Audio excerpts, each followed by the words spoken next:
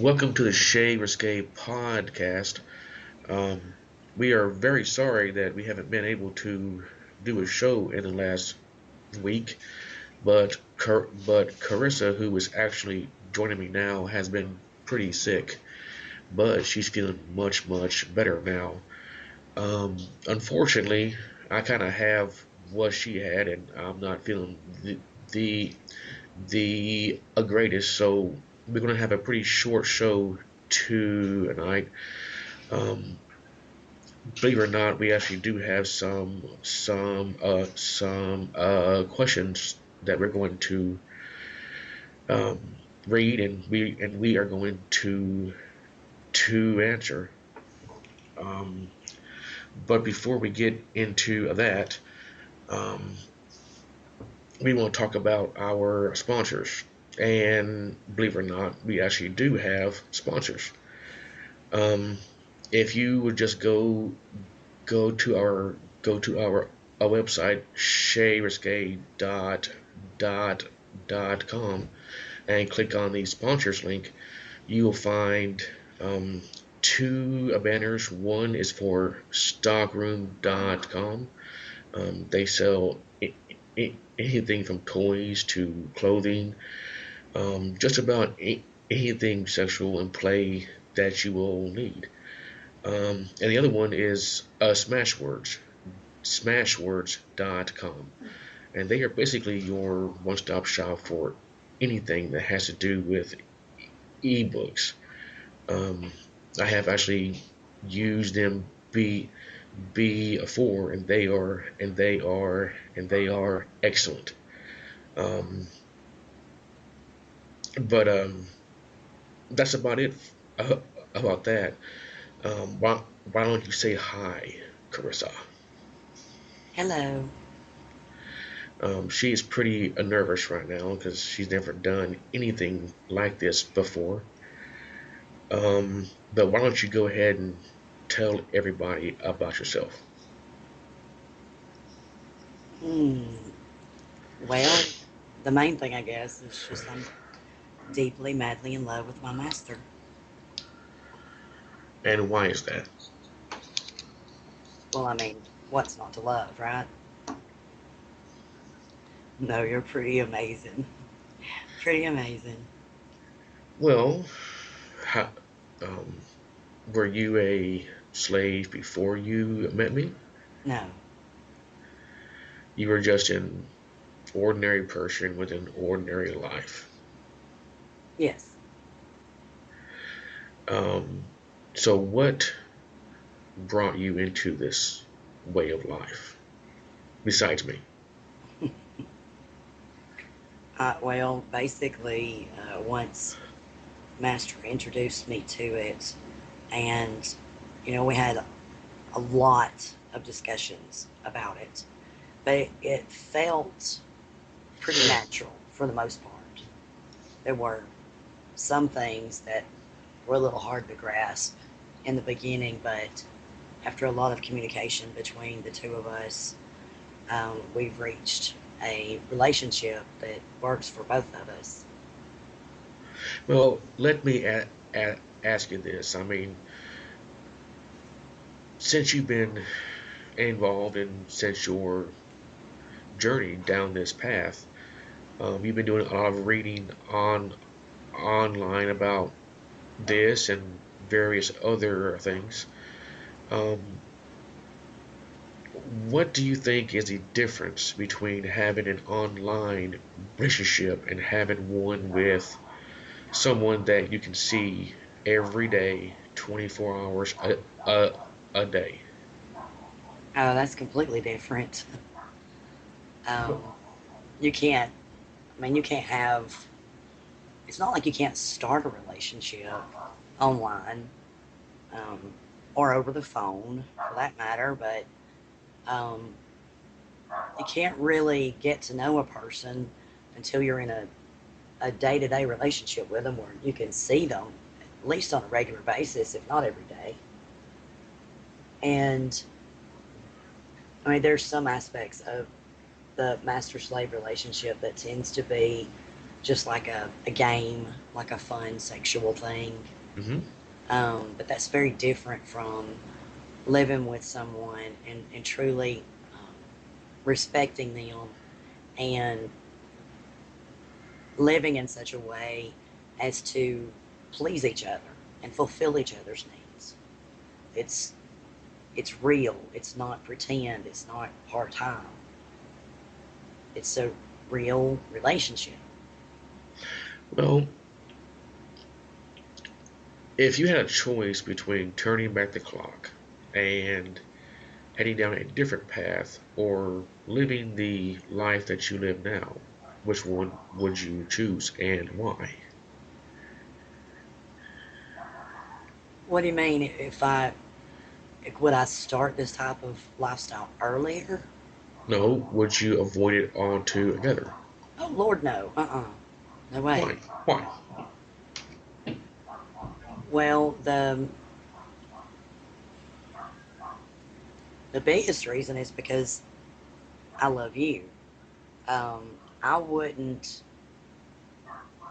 I'm not the type of person that would submit to just anybody.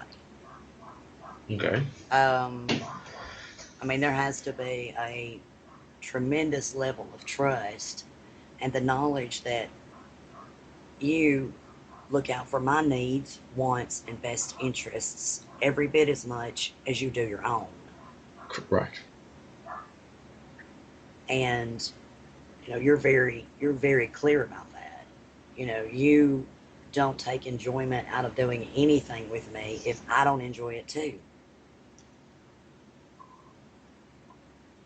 Well, now, would you say that being master slash slave is more of a give and take in both parties, or is it definitely one sided? Oh no, it's definitely give and take.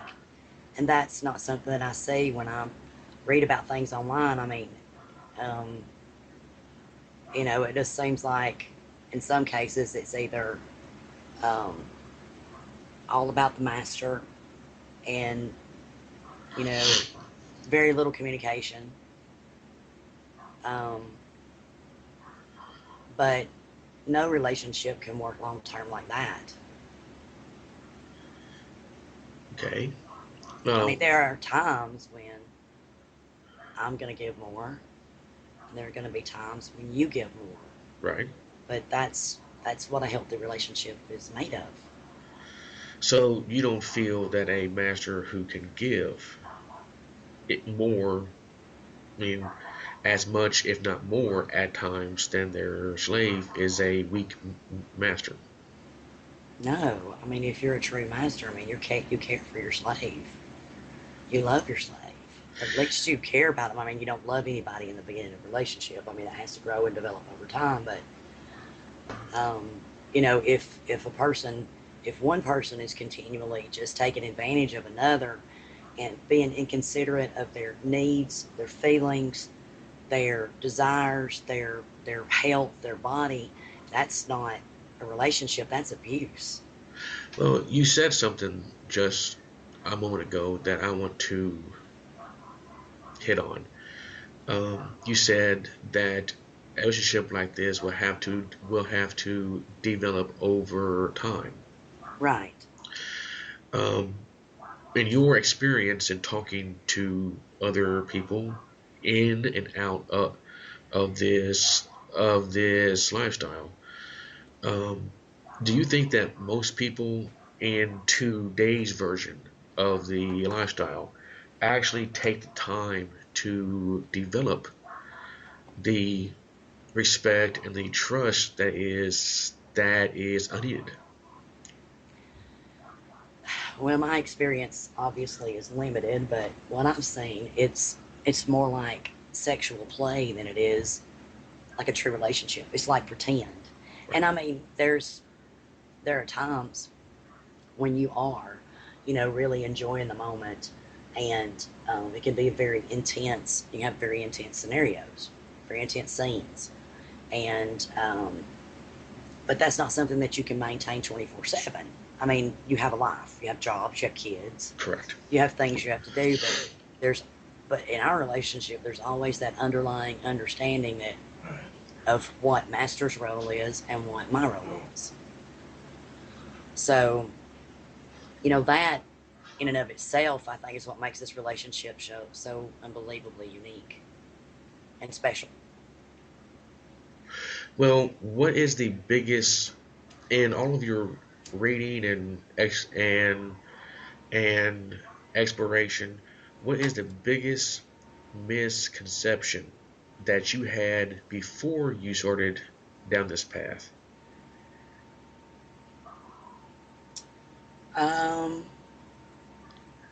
I had actually been exposed to very little. Most of what I seen, it was um, females that were in the dominant position, and it was more of a, like a play scenario or a powerful man that just needed to feel helpless for a little while. That's really all I knew. And um, other than that, like just male dominated relationships in general was basically historical romance novels, which I read in my 20s. I was really young. Yes. But I mean, that was the extent of it. Um, okay, when you first started to research and learn, I'm pretty sure that you came across some things that you were like, oh, hell no. What were some of those things? Uh, well, I mean, there are a lot of things that I've come across that I still feel that way about. And it's not an issue with us because you care that I'm enjoying it as much as you do. So, And that is um, important, correct? yes, I think it's extremely important All because right, all right. Do you feel that the master and the slave need to have, they don't have to have everything in common, but do they need to have a significant amount of their personal life to be in tune with the other in order to have a successful master slave relationship? absolutely, absolutely. Now, I think one of the huge benefits that I see, or just one of the side effects of the relationship, is that because we discuss things at length and because we have defined roles, it eliminates a lot of the confusion about, well, a lot of the confusion that can come up in any relationship about who's responsible for this, how does he feel about that, did he like this? You know, we Right. talk a lot more than I ever talked in a relationship before. Do you enjoy that? Yes, very much so. There's no guesswork and there's no feeling like I'm in it by myself. Do you feel that it is much more of an intimate relationship than any that you've had before? Definitely, yes. Um, well, as I was reading, because we actually do have some questions from people. Um, scary thought. As I'm sure that you have them in front of you right now. Right? The basic theme of all these questions is um, they just have questions about how they actually get started. Where do they find their dom or find their a slave? There's even one question here of where is it? Of someone going to a quote reputable dating site, which probably means FetLife or something like that. Do you think that you can actually go to one of these websites to find someone that you can just basically just fall in in a love with, or do you think that it would be better if you try to develop an actual relationship first and then move on to the BDSM master slave stuff? I don't I don't really know. Um, I mean, as far as like if you just start out with just a typical relationship and then it evolves into that, I mean, I don't know how successful that would be for other people. I mean, you and I talked about it, and it works for us. But then again, based on what I've seen on the BDSM websites, it really doesn't resemble that very closely. Well, You then what know, does it resemble? it's basically just a relationship where um, Master makes the final decision about things, and yet he never makes a decision without considering how I feel about it. But he doesn't walk around blustering and screaming and demanding or anything like that. Um, he does demand respect, and he makes the final decision. If we're in a discussion about something, what he says goes, and there's a lot of comfort in that for me because I'm like, all right, well, if it doesn't work out, it's not on me. Not that I would ever bring it up to him, but it's like, okay, he made the decision, and I really didn't know which way to go. And sometimes I may not like the decision, but when that when that has happened, at least so far, um, I've learned why the decision was made and ended up being a good one. So, as far as whether or not you can find somebody on a dating site, yeah, I think you can find somebody on a dating site. But I mean, if you are, I think that should be something that you should disclose early on. I Well, mean, if that's something that you're looking for, I think you should look for. I mean, when they say reputable dating site, I'm thinking of just a regular dating site. I'm not thinking of a BDSM site. well, in this question right here, this person stated that a dom had contacted her and she was somewhat interested. Is that the dogs? Yes, we have a pack. Sorry, Yes, yes, we do. and we don't have a place that we can go that's just completely quiet and private, unfortunately. Okay, and we are back. We had to get the dogs situated and get the youngest one ready for bed. Um, so why don't you go ahead and read the first question that we have? I had a profile on a reputable dating site. A Dom contacted me and I was somewhat interested.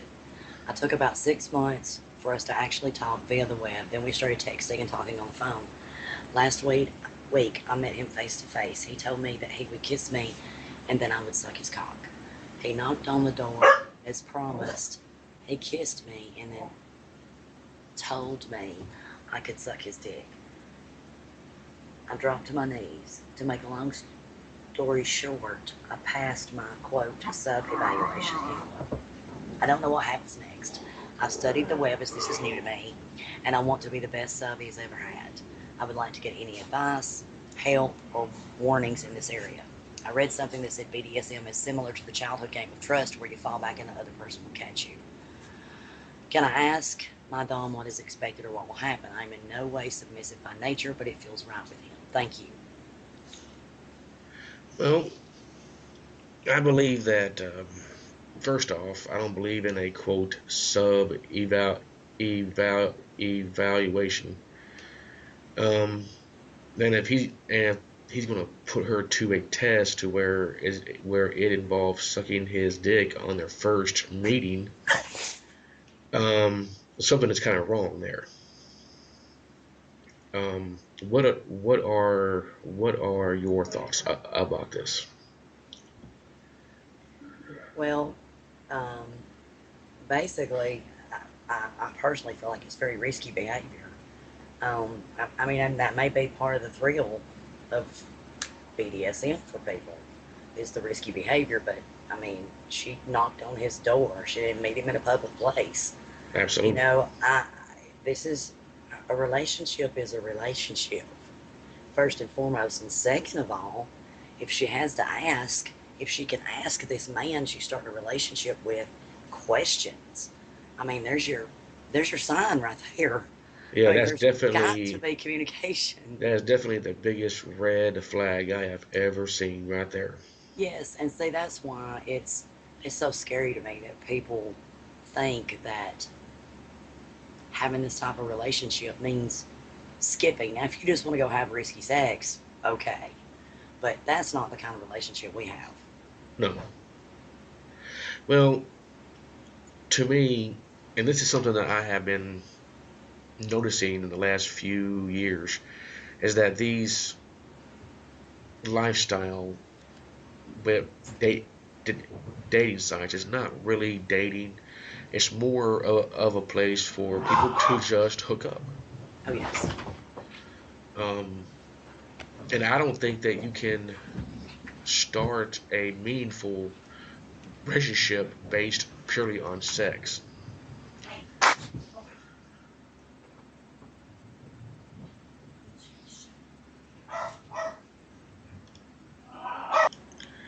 And we are back once again. Unfortunately, we do have some rambunctious canine running around here, so everybody will just Getting have their to. last playtime in before bed. Oh, definitely, because they will start tearing stuff up. Our little babies. Yes, yes. Um, but as I was saying before, I think that these dating sites for lifestyle folk is basically turned into a hookup site Oh, where yes, yes, exactly what it is. and you just cannot start any kind of meaningful relationship on sex. Um, Talking on the phone and talking through email and chat is one thing, but sitting down and having a conversation with someone is completely different when you are face to face. Yes. Um, because you might get a different vibe, a different feel, you know, anything. And plus, I think you're right where she has to ask her so-called dom what she's going to expect is a definite red flag because he should be able to tell her that from minute one. Um, and she definitely does not need to ask anybody else's opinion on this either. So if she is going to be listening to this, I would definitely say just take your fucking time. Do Definitely. do not rush into anything. Why don't you go ahead and read question number 3 for us? My boyfriend wants to get experience as a Dom. My assignment is to get the info he requires. We are both new to the lifestyle and having a few difficulties with the learning process. He was wondering if it was possible to find a Dom to learn from, and if so, where does he start? I think that I'll go ahead and handle this one right here. Um, First of all, he should never assign you to get the info that he requires. If he wants to be your dom or your master or whatever, he needs to be the one to actually learn this shit himself. This is not something that a sub or slave can learn and then teach the a master. It's got to be Kind of something. backwards, isn't it? Yes, The it is. slave teaching the master. It's kind of backwards. um, this is something that he has to come natural to him. There is no set way or set of rules to follow as a dominant. This is something that is feels right to him and feels right to the both of you. Um, each relationship needs to be based on the needs and the desires of both of you. Um, Now, many moons ago, I was taken under the wing of someone who was experienced in the lifestyle, but that was more for the BDSM part of it, the actual play, how to play safely, how to use each of the toys, etc. But when it came time for me to learn how to lead in a relationship, that's something that I had to learn on my own because I had to come up with my own morals and my own values and my own way of doing things. Um, this is not something that can be taught to you. This is something that comes from deep inside of you. How do you feel about that? Oh, I think you're absolutely right. I mean, first of all, you're either dominant or you're not. Um, Second of all, if you're in charge of another person, then you've got to have, it's a lot of responsibility. It's a lot of responsibility. But in my opinion, men in today's society don't take enough responsibility as it is. So, it's just, she can't teach him how to do it. Well, and she shouldn't be asked to because that's putting too much pressure on her because Right. And I mean, it, she just wants to tell him somewhere to go, then tune into your blog and your podcast because you do give really good advice. well, I hope so. Um, got sneeze.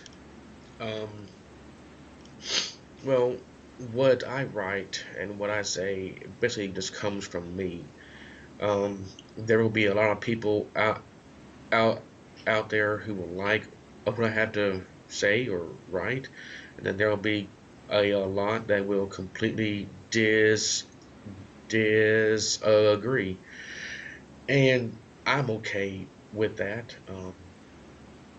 I'm not worried about it, but this person right here, she does not need to put that kind of pressure on herself because if he feels like he is failing as a dominant or a master, then she will take that blame onto herself, and she does not need to have that. No, she'd be topping from the bottom. Yes, and that's just the wrong thing to do Yeah. because I've in the beginning I've called you out on that many times. But that's just a natural thing to do. That's when you don't have complete trust in someone too. Right. Um, so why don't we go ahead and move on to question number 7? Hello, I am 23 and my girlfriend is 20. She always tells me she likes me to be bossy in bed, to force her to do stuff or to torture her sexually, to do strange and kinky things with her. She likes to feel dominated, but we both don't know what things to do or like what. Any ideas? That's where God people need to break out a dictionary. Um, well, this is nothing to do with dominant or submissive. This is just kinky sex. Right. Um,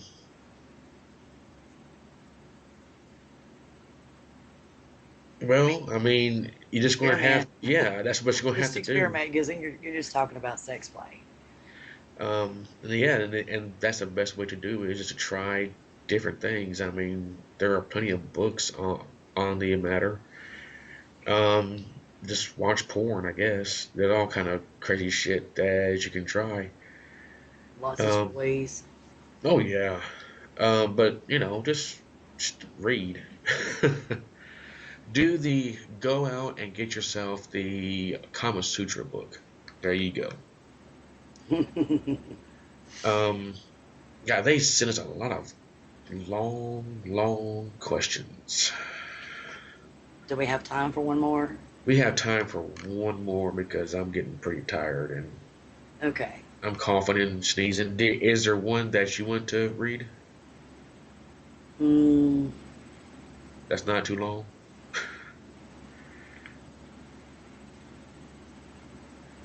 Oh, okay. Number 5 is a good one. number 5. Go for it. Hello. I have a question about a sadistic Dom's psychology. If the Dom is sadist that enjoys extreme torture on his sub, how can this enjoyment actually go along with love and empathy? It's obvious that it can, but I do not completely get how the sadist feels about his sub. How can a desire to see his sub suffering be compatible with the desire to keep the sub safe and loved? And Mm. what and what does the sadistic dom feel during the torturing game? It would be great if you could help me understand this aspect of the S&M relationship and the psychology behind it. That is a very interesting question. I can speak to some of it, but not all of it. Okay, why don't you go ahead and give your 2 cents in? Okay, well, this is as far as like the sadistic part of it. A dom who is sadistic in in a loving relationship, first and foremost, if he's just if he's in love with somebody, then he's not going to enjoy it if she's not enjoying it too. Because Absolutely. typically, what you've got happening there is the masochist enjoys the pain, the sadist enjoys giving it. Both people are enjoying it. It's just like maybe a vanilla couple might, she might enjoy him, stroking her back, and he enjoys doing it because she does, or That's, vice versa. It's just yeah. so now if it's just pure sex play, again, it can be based on the idea that um, they're both in it for the experience, the sexual experience, and the sexual pleasure. If it gets to the point to where the sadist is enjoying the true torture of somebody, where they're actually in physical pain, it's not the pleasure pain thing, then that's abuse. That's where communication. Absolutely. That's where communication comes in. So And there's actually a very fine line yes, because there is. um, I am a complete proponent of the use of safe words.